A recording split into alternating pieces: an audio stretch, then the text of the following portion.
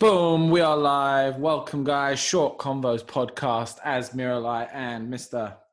I thought you just said, are we going to do an intro or not? I thought being a movie special, I thought we needed like the Fox. Oh, a cinematic intro. Yeah, or the like, or what other ones are there? What other ones? We could do the trailer voice. Two men discussing movies. In their house. Well, I introduced the intro there. So yes, I'm JC, Warrior of Light Cashman, and you just introduced yourself, didn't you? We're introduced. We're here. We're done. Yeah. Okay, we botched it, but we're here.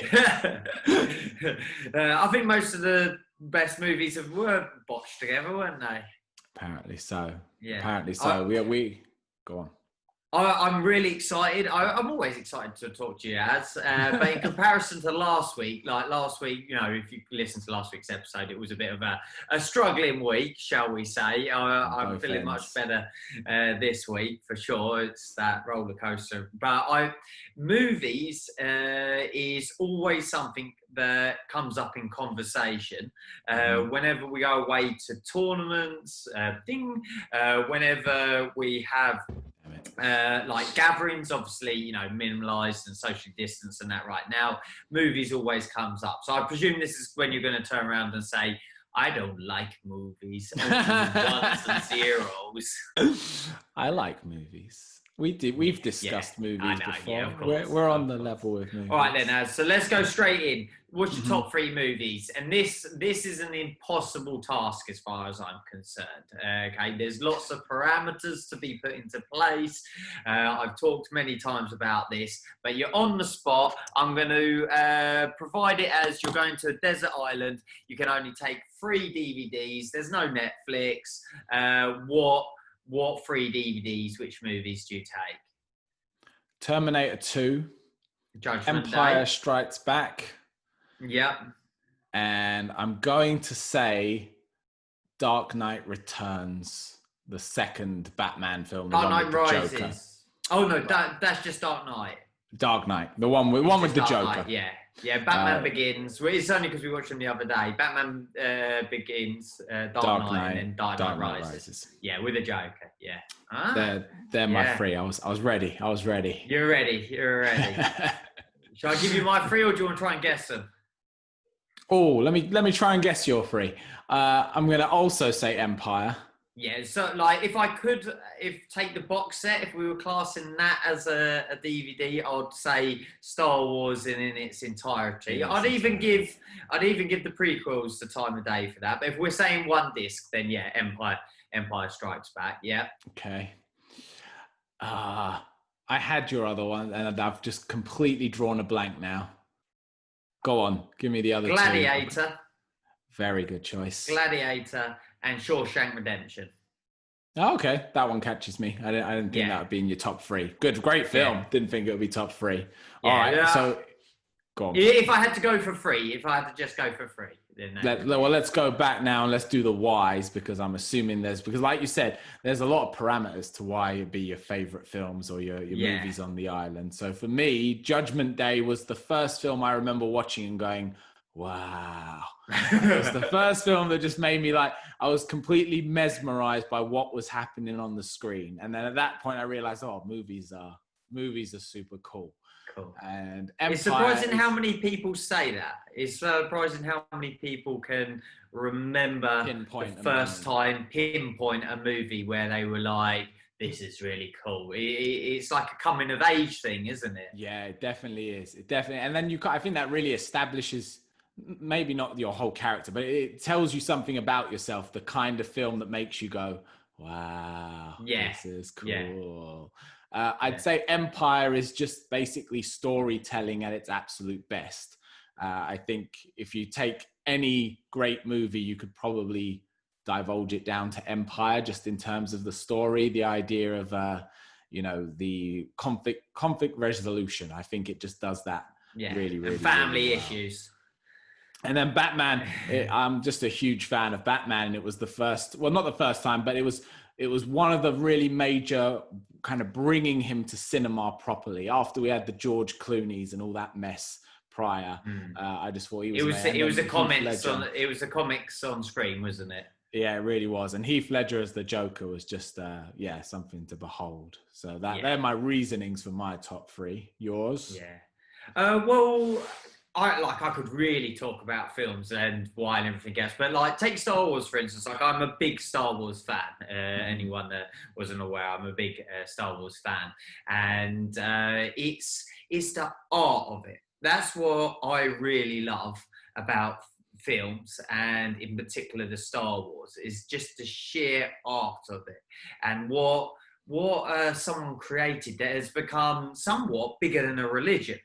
It's followed, and it is in every mainstream everything. I can remember when the newest one started coming out, like The Force Awakens, and I saw Star Wars Batteries, and it's like I've seen it all now. There's absolutely everything is connected to Star Wars, and it's the art of it, it's the detail they went to it, and I just think Empire is just like you said, is a story telling at its greatest. I suppose all films really are storytelling, aren't they? It's our oldest form of entertainment.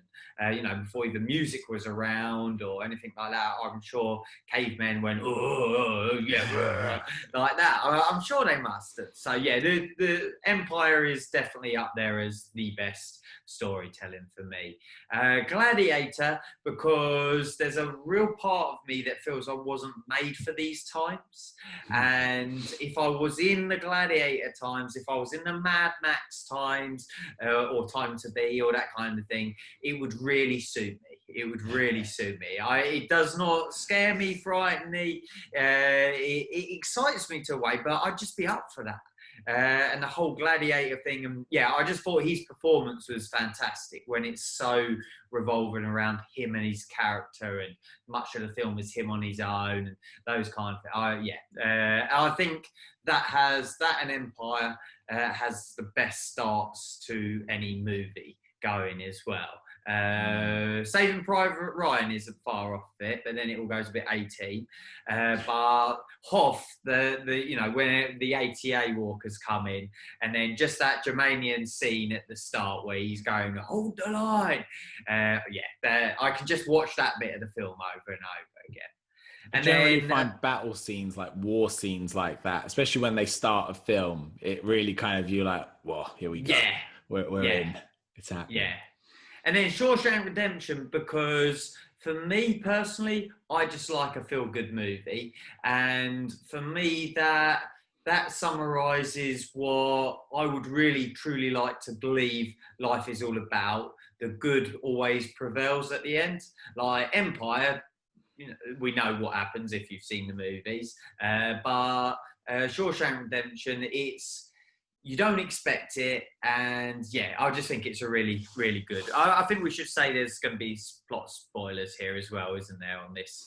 But to be fair, if some of these films if these films we've just listed, if you haven't watched these films, then what are you doing? The amount of people that I come across that don't watch films, like you can say these 3 films and they're like, oh yeah, I think I saw a bit of Star Wars once, one with the guy with the green ears, and then with the laser swords. And then they're like, Shawshank Gladiator, no, not seen them. It's like, where have you been? Yeah, I guess if you don't get into movies, then it's just not something you do. And a lot of people now are much more into series. But how do you not get into movies? Because your parents have failed you. You've been Symbols. Raised wrong. Simple. Well, that's funny actually, you just said that. I was about to say series. Where does that come into it? Like, I think that's become a development, hasn't it? That's a new thing that's really they've always been around, but I think now there's a lot of things that I watch that are a series and you think this should be a film, and there's a lot of films I watch where I think this probably could have been a series. So it seems to be like blending between the two.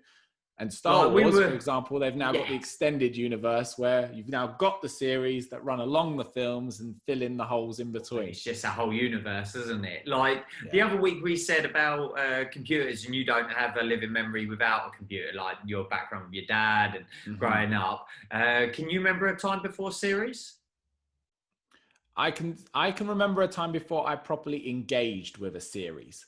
But I certainly watched, cartoons and things like that, which would have been a series. But in terms of actually going, right, pilot episode 1, season 1, wait for season 2, I do remember a period of time. And I don't know if that's just because I was too young to care enough to stay engaged with it. But certainly in my teenage years, that's when I started watching a show, and then you couldn't wait for next week for the next episode to come out of whatever it was, which doesn't happen now because everyone just has binging on Netflix and watches the whole thing in one night. That's a whole new phenomenon to itself, right?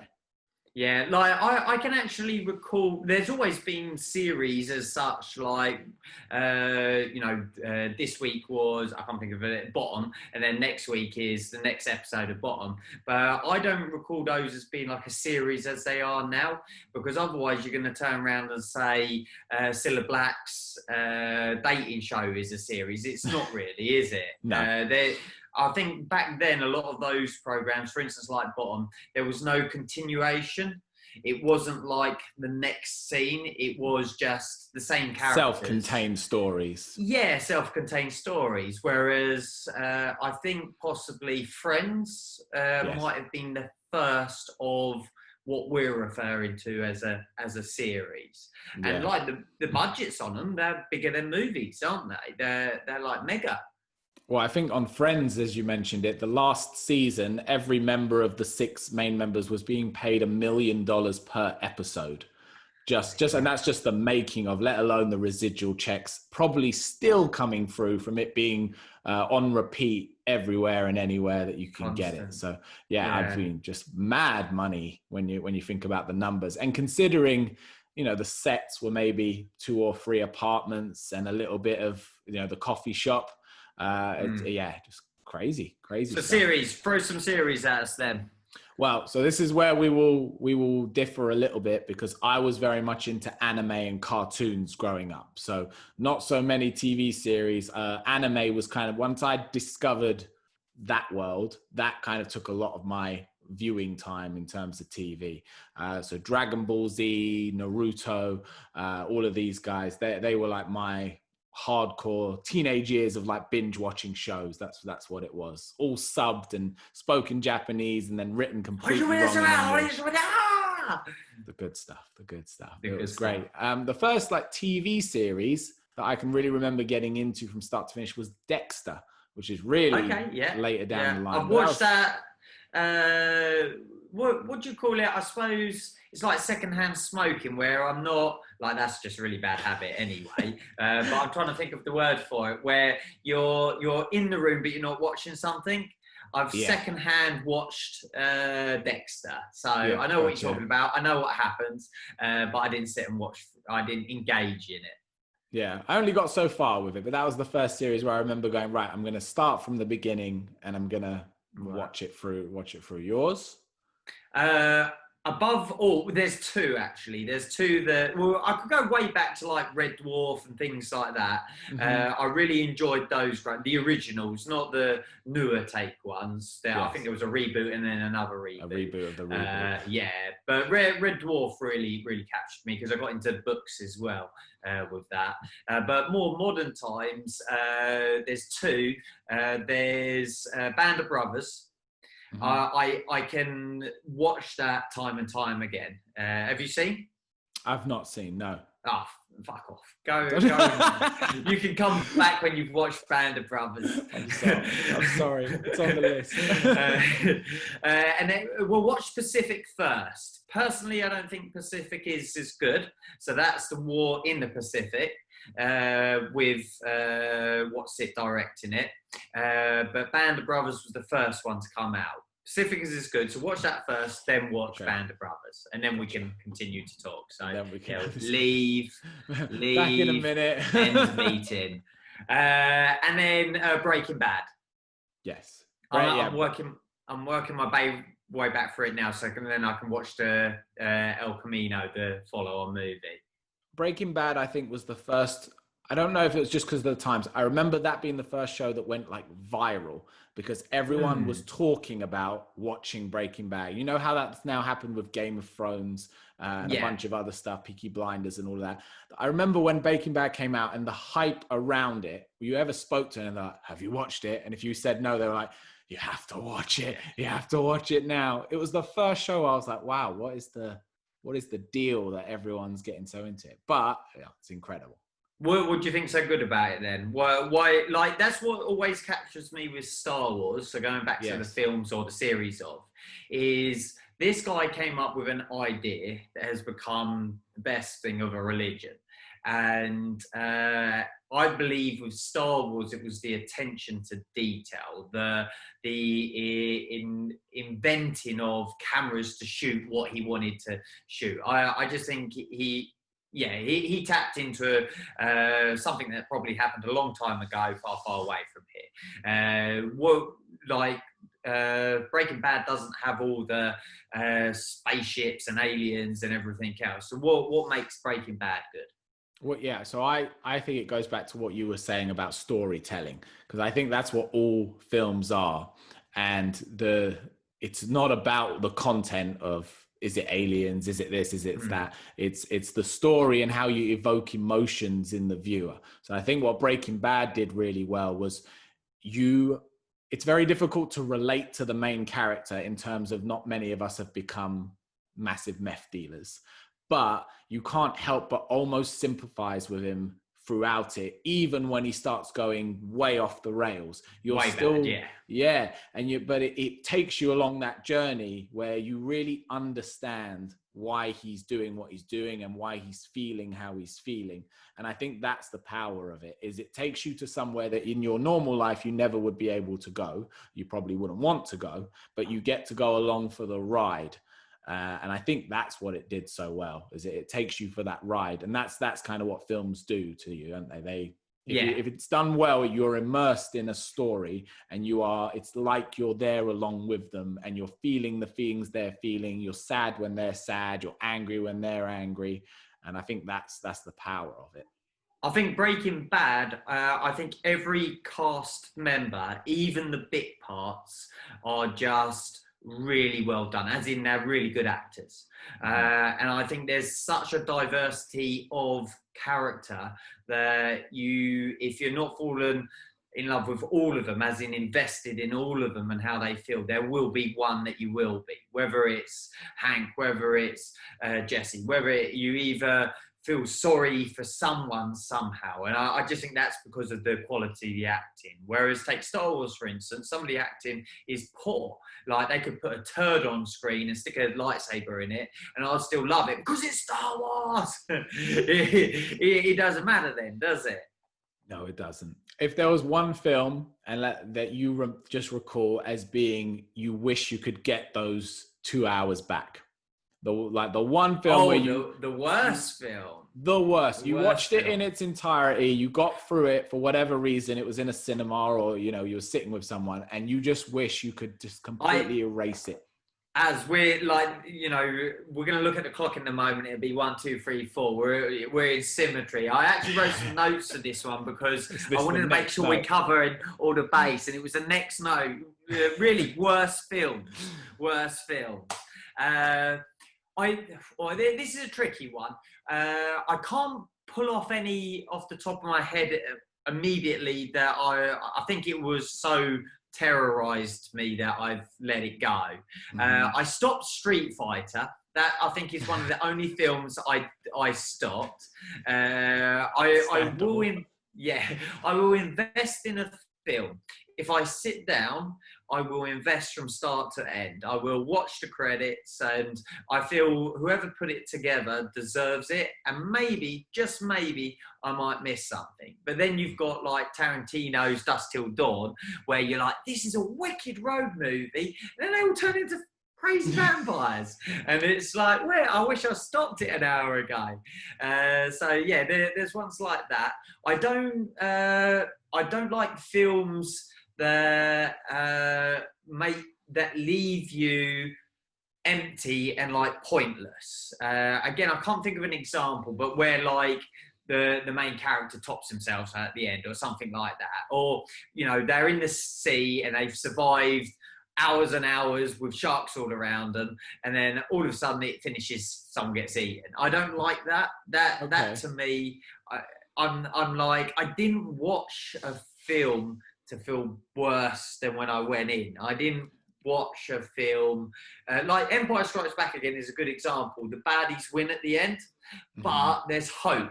They're standing there. The Falcon goes off to save the day and get Han and that. It's like you're ready for the next part of the adventure. I just don't like movies. Again, I can't draw an example that just bullshit flatline at the end. The Saw films would probably be a good example, and I can't stand those ones. I generally don't like gore horror films. Agreed. Which are just like gore for the sake of gore and shock for the sake of shock. Rather than there's any real context to it. I don't mind violence. I don't mind a bit of gore, but there needs to be something attached to it other than you're just trying to make me go, like, be terrified of it for no reason. And that's what Game of Thrones I checked out on.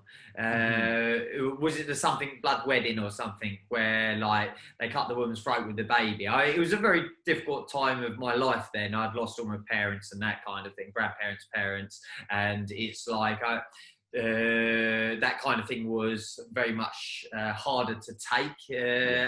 But I've not gone back to it because I don't want to invest in shock factor. I don't need that. Like, there's a lot of gore in Gladiator, you know, people being chopped up, everything else. But to me, it has a context and a place for it. Yeah, massively. Like that opening scene of Saving Private Ryan, that's like, there's parts of that that's quite difficult to watch. Like, I think there's a bit where the guy's holding his own arm or is holding his own leg or something, but that conveys to you the horror of that situation. And again, it puts you in that place in time. And it kind of makes you think what it would have been like to be there, you know, on the beaches. It's different. Whereas just seeing someone, like you said, their head just gets chopped off and doesn't seem to be any rhyme or reason to it other than everyone going, gasp. Or just saw a head cut off, it's low-hanging fruit, isn't it? Yeah, and then like I watched Schindler's List at the weekend. I've never watched it. Have you seen it? That was your do you know what it's about? That was my no. I didn't even get the name. Schindler's List. It's based on sorry, I didn't think that's what you said. I heard. I don't even know what I heard. I heard Hindler's and then something else, and I was like, I don't know what he's talking about. Yeah, right, sorry. I've never watched it because it's a long film. Just one of those that I've always, I must watch it. And I watched it at the weekend, and like that's another film. It has very, very disturbing scenes, but it's required. Everyone should watch that film. It just needs to be a reminder we can never let something like that happen again. To go back there. Yes. Kind of thing. But I think when it's historical, that's where stuff like that is powerful, in particular, because there are horrific moments in time that you'd never really want to be there or experience it or live it for yourself. You wouldn't want to live in like the Holocaust or anything like that. But it's very interesting to be able to be taken there and experience the pain of people and what they went through in a relatively safe way, because you can come out of it with a greater appreciation of what those people might have gone through, because you've felt something which otherwise it just feels too distant from you. It feels too detached. But back to what you said about worst films then, can you rail a few off? So as a genre, like any time I'm made to watch one of these, I always feel like I've just wasted my life. Chick flicks. These like rom-coms in general, they just don't sit well with me. I just always know exactly how it's going to play out. There's never really any surprises. There's the same bunch of characters in every single film. There's the girl who's a bit innocent and a bit airheady and fine. There's the handsome but, you know, just arrogant guy who doesn't know how good she is. There's always the weird friend who's a little bit funny and gives the comic relief. As a genre, you're not even prepared to invest in time just for the other half. Well, this is one of our things. I will do it, but it really is on like the thing of I will then be allowed to sit and watch anime or something afterwards. Like I'm collecting brownie points, and I'm not ashamed to purely admit on it. Yeah. That's what it is. So those as a list. This is a harsh one. Anything with Reese Witherspoon in it. I've never watched a film with her that and I think it's her acting and just the way she is on screen.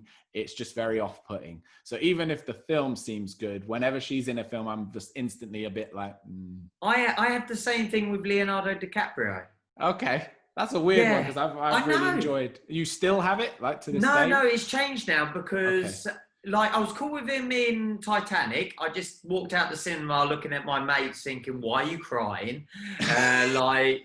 We're semi-grown men and you're crying. I didn't quite get that. But then there was a few other films, like Beach. Was it Beach or something he was in? One of his early films. I know the one. I think it was. I still haven't watched it to this day. And at the time, it's like, I ain't watching it because he's in it. And I would say this, and I've never met the guy. I've never watched him interviewed. I've got no reason why, but I just don't like the guy. But he's turned it around now. So Wolf of Wall Street, I wouldn't put in my top any films. I think it's a great film, but it's not my kind of film. But he is very good in that. The one that really changed it was Inception. So have you seen? Yes. Big fan. Yeah, Inception. I thought it was fantastic. I thought he played really well in that. So yeah, my and Blood Diamond and a few of the other ones he's done, I've really enjoyed. Did you watch The Revenant? Yes. What did you think of that? I really enjoyed it because I took it as a masterpiece, yes. I need to watch it again, I think, because I watched it in the cinema, and the bear scene I think is such a great scene. Oh, one of the best. And I thought it was a great film. You? Yeah, I really thought it was a great film. I thought the whole thing around him getting an Oscar was just very interesting, that he'd never got one up to that point. And then it was almost like this film was designed and made in order to ensure that he got an Oscar. And I don't know if that tainted my opinion of it.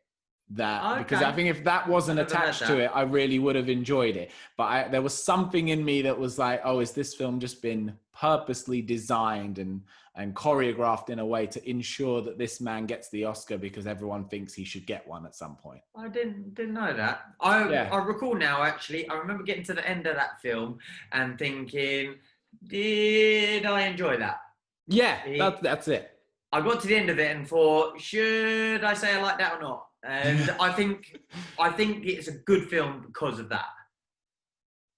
Yeah, I guess if it leaves you questioning it and not just going meh and you switch it off, then it's done something to you. But that bear scene, I think, is a real good example of what we were speaking about putting you somewhere that you'd never be. Like the angles and the sound effects and just everything about it.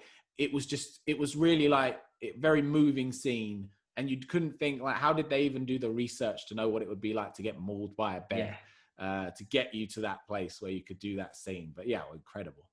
Yeah. So where does cinema fall into all of this with you? So we've talked about DVDs, Netflix and everything. Where does the cinema itself fall into all this with you? Yeah, for me, it has to be a film that I'm invested in before I watch it to warrant going to the cinema, which I think is for most people.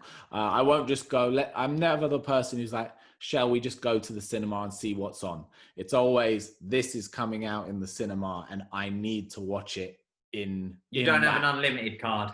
Platform. I do not have an unlimited card. Although I'll probably say I get there once a month anyway. I don't know if that would justify having one of them. That was it. I don't know. But things like, the Star Wars release and stuff like that, they're films where I just think you can't not watch that on a big IMAX in a big chair with a huge popcorn and a drink. I just don't think it can be done. But I won't agree. There's certain things you can only watch at the cinema first time. I agree. And we went a period of time always doing a Christmas cinema, and that worked really well with Lord of the Rings because they were staged to come out at Christmas, so we'd always have our Christmas. And we're particularly enjoying the midnight releases. So the Star Wars we go and watch on the midnight releases on the Thursday. And, makes it more of an event, doesn't it? Yeah, makes it special. Yes, I'm enjoying the whole cinema thing. I think is really great, and it would be a shame in the current time if things like that, continue to get as hit as they are, because that would be a lost treasure if we lost something like that.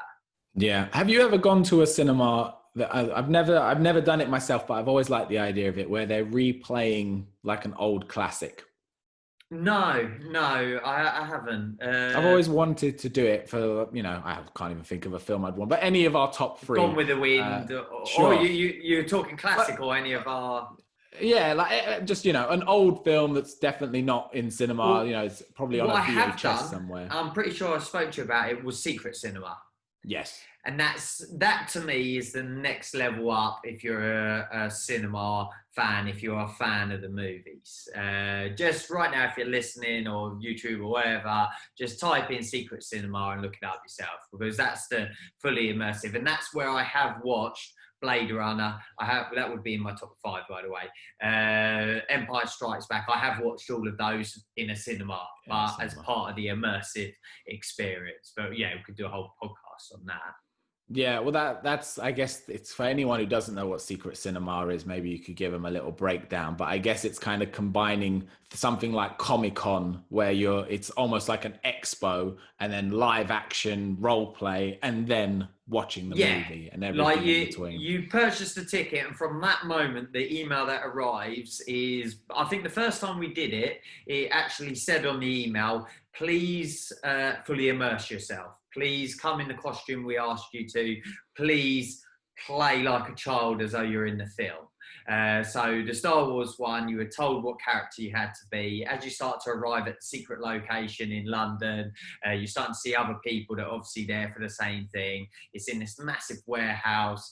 You get into the Millennium Falcon. It flies you to Mos Eisley. You get out. You're walking around, and you're basically in Mos Eisley. Literally, sand under your feet. There's stormtroopers walking past. Jawas trading, and then all of a sudden you realise, or we didn't realise straight away, that the movie is being played. So if you're at the cantina at the right time, you see Han shoot Greedo up. And then we found it out when we saw Luke and Lars doing the trade for the droids. And then basically you play out, and all of a sudden you're in the Death Star running around being chased by stormtroopers, and then it finishes everyone in this huge gangway. And your audio's gone, dude. Audio's gone. You just jump back in. Oh, there you go. So repeat that last part. And you're in this big gangway, and all those that were asked to come dressed as pilots all come running down the middle, and then this X-wing comes and blows up it's just wicked. And then it finishes with Leia giving out the medals to Luke and Han. They wave at everyone, and everyone follows them up the staircase into a huge cinema with multiple screens. And you sit down, and we've just finished New Hope, and Empire Strikes Back starts. And then every main scene is acted out, like Luke fighting Darth Vader up above you, or Han running past after Leia, and all of that. And it's just wicked. We've done Dirty Dancing, Star Wars. Blade Runner was fantastic. Sitting where having noodles where he had the noodles, and seeing Harrison Ford run after a replicant and shooting through a window. It's like, yeah, this is just wicked. And then the latest one we did was Stranger Things. And I don't know why I didn't say that in the series. Stranger Things. I wouldn't put it there with. It would be a close second to Breaking Bad and Band of Brothers, but Stranger Things, just because I think it's just so well done. Have you invested? Right up there. I watched the first series, and this was back just before the world fell apart. Crumbled. And I kind of thought it would be a great time to then watch all of it, but I got a bit distracted by the world falling apart. Yeah, now that you've said it, because I haven't thought of it since, I'm going to go back to it and get back on it. But yeah, another one that just takes you back to a kind of a portion of time, doesn't it? And it keeps yes, hitting you with the nostalgia button. Just I reckon they sat in a room, especially for the second series. I reckon they sat in a room and said, let's write everything down that comes to mind from the 80s and 90s and put it in this series. Because I won't give it away, but there was one bit where I was there and I was watching it. I was thinking, yeah, they've done E.T., they've done Star Wars, they've done all these things, but there's one they've missed. And then they brought it in on that episode. It's like, yeah, wicked. All right, let's go through. I've made a list. Let's go through genres. You got to name films of genres. Good, bad, or ugly, your choice. So, action. I'm always brought back to Arnold Schwarzenegger films when it's just like a pure action film. The one that always just gets me was Commando, because it was just so wicked. Ridiculous, wasn't it? So good. Walking along with a trunk. Yeah. But for some reason, when I think of action film, that's like, for me, is action film. Is Commando. Yeah. And, I know some of these are going to cross over, but I enjoy Transformers for that reason. Mm-hmm. Like, I know you might go sci-fi with it, but I was very engaged with Transformers as a toy growing up. Like, I had He-Man, I had all the other toys, but Transformers was always my go-to toy. So when they were bringing an actual real-life movie of real-life Transformers transforming, I was like, yeah, wicked. I'm in, whatever it is. But, yeah. And then there's Dinobots? No way. So, yeah, that's where... Would you put all DC and Marvel into action? I actually think those get their own genre at this point, just because of how massive it's become. Like, it's its own little universe, those comic book adaptation movies. So I'd say that in itself. And if I was going to pick one of those, it would actually be the first Iron Man, which was the one that started it all off. That was the kind of the first one where they took a superhero from a comic and they did him absolute justice in real life. Like, they stuck to source material. They found an actor that actually made you feel like they were the person. And I think the biggest thing, or part of it, is that the CGI was at a stage where it was convincing enough that you were fully immersed in what was happening. Yeah. So that was the first one. And I think that triggered a whole line of films that we've now got. And I don't know how many Marvel films there are, but it's I did, right? During lockdown we did start, I found somewhere, or someone shared with us, the chronological order of watching them, from like Iron Man all the way through. It's at least 20, right? Yeah, there's loads. So I'm not a huge comic stroke DC Marvel fan, but I do really enjoy watching them. Watching them. So yeah, we'll work through that. All right, adventure. What comes to mind? What comes to mind would be Indiana Jones, and I don't know if that's in the right. Are we in the right place? Yeah. When I think of an adventure and going on one, Indy always comes straight to mind. I think that was the first one where I was like, if you wanted to, go exploring or go in a cave or find a tomb, then Indy's the man. I think that's maybe one of my earliest memories of a film, being shocked as well when they were eating like the monkey brains, and I've got a vivid imagery in my mind of being disturbed them eating beetles, for instance, and that kind of thing. Yeah, so 100%. But then more recent is, I would throw Lord of the Rings into adventure. I really enjoyed them. There was one that was done with Daniel Craig, something Compass, Golden Compass. Yeah, based on the Narnia books. Yeah, something. Am I wrong? It was a bit of a spin. No, I think it was a bit of a spin-off. They had like a spirit animal with them. Yeah, and I didn't watch it, but I'm aware of what you're talking about. I thought it was absolutely brilliant, and they never did. There was meant to be like a series, a bit like Lord of the Rings. There was a books of them, and they never did it. I don't know. Don't know to the day why they didn't do it. I assume sometimes, like with that film, and how I'm saying is, I'm aware of it, but it passed me, and maybe it just came at the wrong time, or when another film was coming out, and it just went under the radar for a lot of people and just didn't make the money, because that's a big part of that. Animation. So not anime, because you've mentioned anime. So animation. Again, I go straight to, for me, it was WALL-E. Have you seen that Wally. one? Yeah, Wally. Wally's wicked. I love it. Yeah, Wally. I just we're love heading the there. message.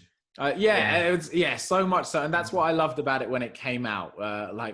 It was the way it was telling the story of people being stuck on screens, and we've lost touch with nature, we've lost touch with the world, we've lost touch with our bodies. That whole story for me was brilliant, and I thought it was a really important story for kids to hear, and also for adults to hear while they're watching with their kids and kind of get shaken up a bit. We were talking last week about littering and the environment and all of that stuff, and I just thought, yeah, good for you, Pixar. Like, it's entertaining, it's a great film, the kids love it, but it just had such a good message attached with it as well. What I think is so good about all those films is the adult message and adult content that they can bring to a children's film, like, without it being inappropriate. Yeah, like, you'll get it. We've got girls, and they get fixated on a film, and I've happily watched Monsters Inc. a million times. Yeah, I get what you mean. Because it's just so good, and just the message again is brilliant. And then the second, Madagascar, that is when King Julian sets him off in the plane, and he's coming. Oh, look, I'm a lady. He's one of my favourite characters in any film. I just love him. And that scene where they're in the plane, and I used to be able to recite it, but I've forgotten. 6 to 8 months? No. 6 to 8 months? No. 6 to 8 months. Oh, yeah, that scene is brilliant. Though animation, I would like to throw it in there. The original Transformer film, the hand-drawn cartoon one, because that was the first animation kids film that they killed a lead character. Like, it predates Lion King, for instance. They killed Prime. Oops, I gave it away on screen. Again, it's not optional to have watched this one. No spoilers. So and that whole world devouring. What was it called? I'm gonna have to watch it again. The whole world devouring machine transforming. It's really bad. I just love, and it's got the Dinobots. I love that. But I also have fond memories of Toy Story. I think I was a bit older than the generation to have the toys and everything. Our girls went through toys with them. But I recall it being, I believe it was the first full-length animation film made by a computer. Mm-hmm. Yeah, it was. That was a great film. And then I think that started that whole Pixar generation of films, isn't it? From there, that's where that kind of was birthed from. Comedy. Oh, tricky. Do you really go for a comedy? Not as much as I used to, and it's only modern comedies haven't made me laugh the same way. And I'm miserable now. Liar Liar. And old Jim Carrey films. We watched Mask at the weekend. Yeah. They just tickle me the right way. They always made me laugh. Drop Dead Fred. Drop Dead Fred is a great one. Madam Doubtfire, that whole Robbie Williams saga of films. I thought he just did a great list. My favourite comedy films are the original Peter Sellers Pink Panthers. Yes, those are great films. Does your dog bite? No, my dog does not bite. Oh, hello. You said your dog did not bite. That is not my dog. It's like, he's just, brilliant. And then Richard Pryor, See No Evil, Hear No Evil, all of those. Those comedies I really, really enjoy. Yeah, and I just don't feel like there are films. The most recent one I can remember that did get some laughs out of me was The Hangover. Not the whole lot of them, but I think the first and the second one in particular. Yeah, they're good. 21st Jump Street. Yeah, very good. That had me in stitches. There are a couple, but I don't tend to lean to them as much these days. Yeah, I know you already, but horror, I'm sure you can throw something out. I would go Alien. You go first. Oh, okay. Well, if we can count Alien, then happily. That can go right at the top of the list. Because to me, that's more horror. And I remember watching a documentary about it because it had such an impact on people. People were going to the cinema to run out and be sick because they'd never seen anything quite like that on anything on film. Yeah. Alien. I've got. I was actually talking to a doctor about horror the other day. Like you said, I've not really got time for Saw. I've seen them, but the Ring, was it where she comes out the screen? It's like I don't get scared by it. I made Cece watch Blair Witch Project because it's just so funny. Like I can creep around the house, pretend to go to the toilet, scratch the door, and she's just like, "Oh, why are you doing that?" and probably loses it. But I can remember watching Children Under the Stairs. I think that's genuine horror. Well, again, if it's horror through storytelling, then it's scary. Because Alien there was a lot of the whole creeping around the ship and not knowing where it is and all of that. It had something to it, and it's just now I think where people get desensitized with video games and everything else. They got away from storytelling with it, and it's just like, how can we do the most disgusting thing that's going to get a reaction? We don't really care what the reaction is anymore. Yeah. So I just think it's gone the wrong way with horror. But yeah, things like Alien and some of the classic horror movies, Blair Witch, all of that, I get that. They're fine. Musicals, I can't do them. I don't go willingly to a musical. No, that said, I loved the circus one, The Great Showman. I haven't seen it, but I keep being told by everyone that it's right up there. I have a faint memory of enjoying Moulin Rouge, but give or take. But musicals in general, not so much. I do really enjoy going to the theatre and watching a live musical, but it's very different. And any adaptation I've watched, I've not really enjoyed. Like Chicago at the theatre, incredible. Chicago the film, meh. I'm not going to badmouth musicals. No, it's I think that's a taste thing, to be fair. All right, so you've got to give a chick flick. You have to roll one out. Come on. Dirty Dancing. No. I hate that film so much. I'm going to make sure Lauren hears that. Well, I don't know if this counts because it's probably more of a comedy, but I'm going to count it. Miss Congeniality. I've not seen it, but I know what you mean. I might have seen it. Okay. But again, it was more the comedy of it that got a laugh out of me than the chick flick side of it. I could have taken or leaving the chick flick. Oh, Alfie. You seen Alfie? No, I haven't. No. So both the original, which was Michael Caine, and then the new one, which was Jude Law, the remake of them. Both really good films. And I don't know, this is, again, just probably us being men and being against the world. It's a chick flick, but it's from the point of view of the man, and therefore I at least find a way of relating to it rather than being in the head of this woman who's just like, I can't find a man who loves me and I don't know why. That's just because it made me think of it. You said from the point of view. Two real good films by Clint Eastwood is Flags of Our Fathers. Have you seen that? No. It's a war film. It's based on a true story. You know, the flag, the American flag, that statue that is based on that. And it's where they bombed this Japanese island that was one of the main air bases that kept going backward and forward through the Second World War. And then there's that film. There's Letters from Iwo Jima, which is from the Japanese perspective. So the film the Flags of Fathers starts with the Americans bombing the island, and Letters from Iwo Jima starts with the Japs in their dugouts getting bombed. And there's lots of scenes that cross over. Well worth investing your time with that. Yeah, awesome. Clint Eastwood films, I don't think I've actually watched many except for Mule, that's wicked. Mule. Yeah, I'll put it on that. I've got to go get the Clint Eastwood catalogue. And these aren't going way back. These are more modern ones. But he's Good, Bad, Ugly. All the originals are the original Clint Eastwood. But no, the newer stuff is really good. Thriller. Ooh. Not the film, not the stage musical one. 7. Haven't seen it. Oh, piss off. No. Do you even know what it's about?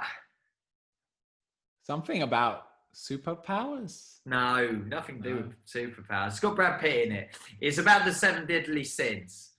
Oh, okay. And well, I like the that reason I like apology. it so much is because you don't see any. There is disturbing scenes, but you don't see any of the murder or anything like that. You don't see it. It's all in your head. So that's what's it. So okay, I threw a thriller out. Come on then, thriller. Silence of the Lambs. Oh, yeah. What we were talking about this the other day. What is the order of that? So Silence of the Lambs is where he's caught. Yeah. And Jodie Foster's interviewing him, and then he gets Hannibal, out I at the think, end, is- doesn't he? Oh, I can't remember. Yeah, I think he does get out at the end. Then is it Red Dragon or Hannibal? I think Hannibal is the prequel, then Silence of the Lamb, and then Red Dragon is when he's out and it happens again. Again, oh, okay, I that makes think, sense. but I don't think I saw Red Dragon. I saw Hannibal. I'm pretty sure, if I'm remembering it right, because this was back when it came out. I'm pretty sure Hannibal you was said the that. prequel. That makes sense. Yeah. Right? Yeah, makes sense. So. Western. That wrong. Western. I've never been into westerns, and I don't know why, because I would think I'd enjoy them, but I don't think I ever. I think I got shown a what's his name? Howdy, partner. Classic western actor, does all the westerns. Clint Eastwood. No, the other one. There's another one. There's one other guy. Yeah. Okay. Yeah. You know who I mean. Yeah. I saw one of those just old, not very good films, and I think that was my first and last impression of a western. Of a western. And then I never watched one Tombstone. since, really. Tombstone's a good one to start. Which is with who? Just I can't remember now. Oh, no. That's it's more of a modern one. Probably a better thing. Bert or Kurt, one of the brothers Reynolds and that are in it, I'm pretty sure. But that's a good one. I had loads of westerns. I'm going to have to go to Internet Movie Database in a moment. While I'm doing that, war. Saving Private Ryan is my favorite war movie. I just really enjoyed that from start to finish. Another one was, the name is escaping me, but it was all about a sniper. American Sniper? Older set in World War II. Yeah. With Jude Law. Enemy at the Gate. That's the one. Yes. Yeah. Brilliant film. Good. Really enjoyed that one. I like all the classics, Platoon, Full Metal Jacket, Hamburger Hill. They're just wicked. And This Is My Rifle. They're just wicked. But if I had to say, it's the only film that I've gone back to back. I saw it on Thursday and I had to go and watch it. It moved me that much. I went and watched it the next day. I've watched a couple of films several times in the cinema, but I had to go back next was Black Hawk Down. Yeah, but I get that one. That's a great film. It just really grabbed me, that one. Yeah, there's a couple of films, you saying that, there's a couple of films I can remember where I was like, I could just watch that 100 times over and probably feel the same stuff that I felt the first time I watched it. They're just powerful cinema. Where are we? Django, that's wicked. Westerner. Okay, Django can count. Legends of the Fall. You're gonna lose me on any of them, so you have to write me a list, and I'll have to go back and watch some westerns.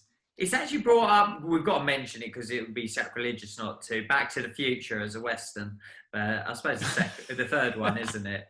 Would be, but they're a film they should not be allowed to redo. They should not. It should be untouchable. Yeah, they should. Because you just can't redo those, can you? No, I think Rick and Morty is the only redo of that needs to be done. I don't think it needs to be touched any further. Yeah. So I think we're done here. Just leave it alone. To wrap up the genre, zombie. I Am Legend is I think my top one for zombies. Agreed. That's a great one. I did enjoy the Brad Pitt one. World War Z, World War Z, good. Just for the spectacle of that one, like the cinematography, and that was like really impressive. But I Am Legend in terms of like a story and a film, incredible. All right, going off the genres now, a feel-good movie, just a movie for the sake of feeling good. K9 is my go-to. I was going to say a dog film, but now I feel like that's cheating. K9. And Forrest Gump. I think it's a great film. American history with one man involved in everything that mattered with American history. But K9. I can't think of a feel-good film that's just. You just don't know how to feel good. Just I don't know how to feel good. Doesn't compute. Have you seen K9? In the system. I've not seen K9. Piss off. But I knew it was a dog film. It doesn't count. I knew a dog film. I was going to say Marley and Me, but that was just really sad at the end. It kind of wrecked it. Okay, yeah. I was enjoying it up until the end. I was like, oh, now it's just sad. You took Why'd it. You do that to me? Pissed on it. Yeah. I don't like being played with like that. Okay. I can't think of one. I'm going to draw a blank on feel-good movies, which is... Right. We've obviously been talking for hours on this. I could quite easily just keep talking. I just love movies. I've got this issue, and I've had it for a long time. In my mind, I can see a film. I watched it when I was really young. Little people, I don't think they're little people. They're people like us, but in a giant world. And they walk across this chasm on like spider webs or something. And then they have to climb these huge stairs. I can see that scene. Now, I've asked so many people what film it is, Never Ending Story, all of these sort of things come up. And I haven't watched it since I can't remember an example, but a little while ago, someone said, oh, remember that film? And you're like, oh yeah, that scene, what film was it from? And then you can find what film it's from. I can't find what film this scene is from. And I think so you're remembering something wrong then, right? But I think I've said it so many times now, I've fabricated this scene, and I don't think it actually exists. But we've now put it out on the internet. So anyone watching this, if you've made it this far, please help him. Spiders walking across, mini people, but normal people walking across a web, and then a big staircase. Yeah, I need to know. I need to see it. I've Googled it. I've done everything. I've kind of just sort of put it to one side for a moment. But I'm going to say goodbye. Good night to Daisy. You had a child the other week, didn't you? You got another child now. Hey, we do a handshake. Have you seen our handshake? This is our daily routine. It takes a minute now. It's all right. Draw. Draw? There you go. Didn't you see the rock, paper, scissors? We were both scissors. Oh, that's fun. It's got a variable in it. I like that. That's it. That's a good one. That's like, even when we're not together, like if I'm away or she's away, we text each other in the emojis. You've got it in emoji form. Brilliant. Right. I want to think like, I don't know if you're looking at a clock and you've got to be somewhere or other people. I'm going to finish by going through the top rated movie internet database, because I don't feel it's doing justice to a movie episode without mentioning certain movies. So I'm going to do this as like a rolling credits. So if you want to talk over me, like the credits, give some music or something, and say, catch us on Spotify and everything else. I'm just going to go by order of appearance. So I won't mention Shawshank Redemption because that's already been mentioned and such like. I'll go through ones that deserve a mention. So I'll do it a little bit quieter because then it's an overlay, isn't it? So The Godfather. This is going to be terrible. All of The Godfathers.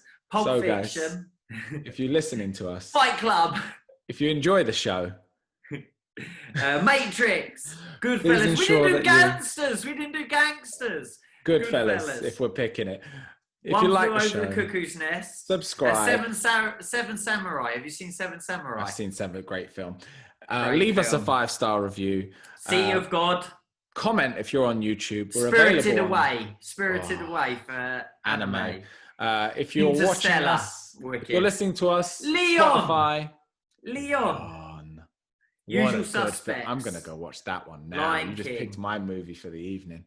American History X. Like, subscribe, Spotify, Google Podcasts, Apple Podcasts, YouTube. Spread with your friends. Apocalypse Now. Memento. We are also on Instagram if you guys want to just... Joker was good. And all the rest of it. We hope you enjoyed this movie special. Yeah. I think Jason's got his list out of his system. Braveheart. We can't not mention some of these movies. Reservoir Dogs, Inglorious Bastards. That's wicked. That's wicked. 1917. I watched that the other day. That was good. Scarface. This is where we fade to black slowly. Just have your audio going in the background. Heat. Have you seen Heat? I've seen Heat. Heat is so good. Die Hard, you got a shout out for a Christmas movie, haven't you? We didn't do any Christmas movies. Die Hard, Casino. Labyrinth. That's a feel-good movie. We didn't mention any of the Bonds. I did think of it earlier. It's just, I'm not so invested. I enjoyed them. Lock, Stock, Two Smoking Barrels, Raging Bull. What else we got here that we've not mentioned that we should mention? I think we're Trainspotting. What a film. Jurassic Park. Why didn't you mention Jurassic Park? Adventure. I said Blade Runner. Jurassic Park. Kill Bill. Deer Hunter. That's a head job. I'm sure we're missing some out. Give it a sec. Mad Max. I said that, didn't I? New one. What do you think of $1 Million Baby? Harry Potter is worth the time. Have you done it? I've done Harry Potter. Anne's a big fan. Rush was very good. I really enjoyed Rush. Comedy. Monty Python. Always look on the bar. Didn't we say? We didn't say. No, we didn't say. I thought that would have come. Hotel Rwanda, for a true life. I love a true life based on true story. Life of Pi? No. We're in trouble. We didn't mention a martial art movie, Jay. We didn't. What is that about? That was intentional. We left out on purpose. Did you know every martial arts movie has a revenge satire, something to it? There is no martial art movie, really, isn't it? He doesn't revolve around revenge. Oh, I hope you're wrong about that. I hope I can find one that proves you wrong, because that's really sad if that's the case. That doesn't have some I can't think of one. That's not. Honor my family. Yeah, you did me wrong. Now I'm going to get you back. I can't think of one. Wow, that's really bad. Yeah. All right. Dude, it's been a pleasure. Yeah, I enjoyed that one. Smiley face. Oh.